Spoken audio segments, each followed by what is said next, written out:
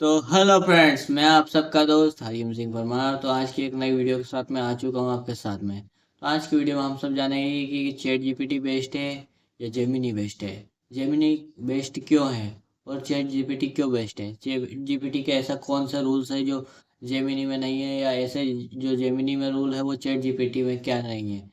और chat GPT किस तरीके से आपके लिए काम करता है और जेमिनी किस तरीके से काम करता है। किस तरीके से आप चैट जीपीटी से अपना काम आसान कर सकते हैं, किस तरीके से आप जेमिनी से अपना काम आसान करवा सकते हैं। और सबसे बेस्ट बात कि हाउ इज़ बेस्ट, इन दोनों में से बेस्ट कौन सा होगा आपके लिए। कौन सी चीज़ आपके लिए यूज़ करना ज़्यादा बेटर रहेगी और कौन सा सबसे आसान रहेगा जिससे आप आसानी से सीख सकते हैं, आसानी से बात कर सकते हैं और आसानी से उसको बता सकते हैं, अपनी प्रॉब्लम समझा सकते हैं।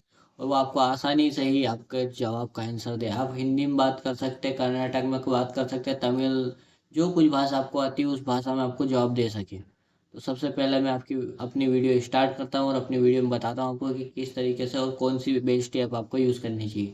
तो चलिए स्टार्ट करते हैं वीडियो। तो मैं बता देता हूँ आपको कि आपके लिए क्या क्या कर सकता है। तो जेमिनी वेस्ट चैट जीपीटी। तो सबसे पहले मैं आपको बता देता हूँ कि दोनों आपके लिए क्या क्या कर सकते हैं। सबसे पहले जो आपके लिए टेक्स्ट जनरेशन करके दे सकता है जेमिनी भी और चैट जीपीटी भी।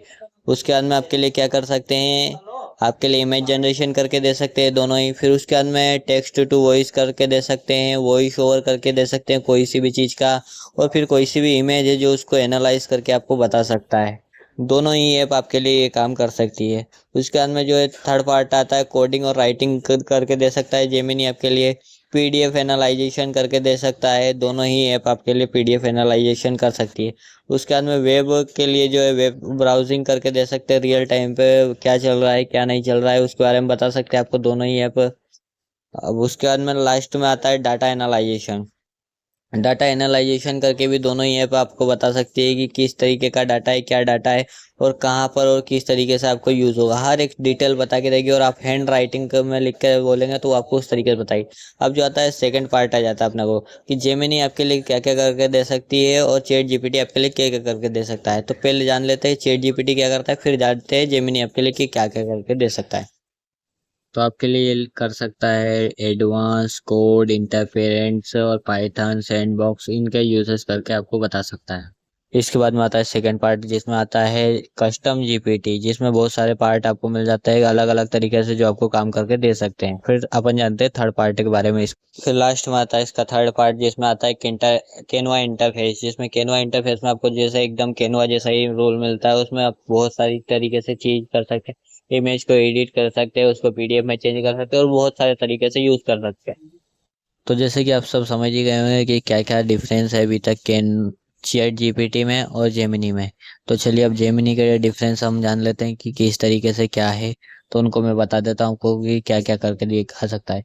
जैसे रियल टाइम का वो जो है आपको बता सकता है रियल टाइम पे आप क्या क्या चीज़ें कर सकते हैं, रियल टाइम में क्या क्या चीज़ें चल रही है उसके बारे में बता सकता है आपको। गूगल ये जिस इमेज में आपको दिख रहा होगा कि किस तरीके से क्या क्या चीज़ के बारे में बता सकता है।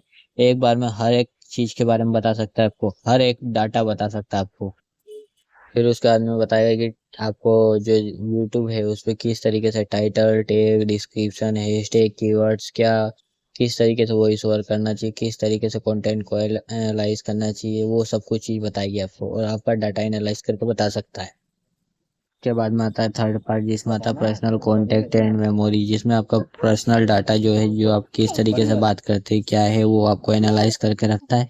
उसके बाद में आपको रिजल्ट देता है, जो कुछ भी नया रिजल्ट देता है उसके बेस्ड पर देता है और आपसे बातचीत करने के लिए इच्छुक रहता है। उसके बारे में आपको यानी कि पूरी डिटेल जानता रहता है, आपके बारे में एनालाइज करता रहता है धीरे धीरे।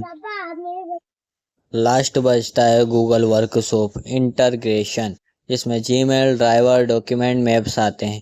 इन सारे चीज़ों का जो उसके पास एक्सेस रहता है उन चीज़ों को जाकर आप यानी कि बोलते हैं कि मेरे लिए मेरे जीमेल पे देखो कौन सा मैसेज आया था लास्ट, तो उसको देख के एनालाइज करके बता सकता है। अपना ड्राइवर में देख के बता सकता है, मैप देख के बता सकता है और ऐसे ही आपके लिए बहुत सारे काम कर सकता है।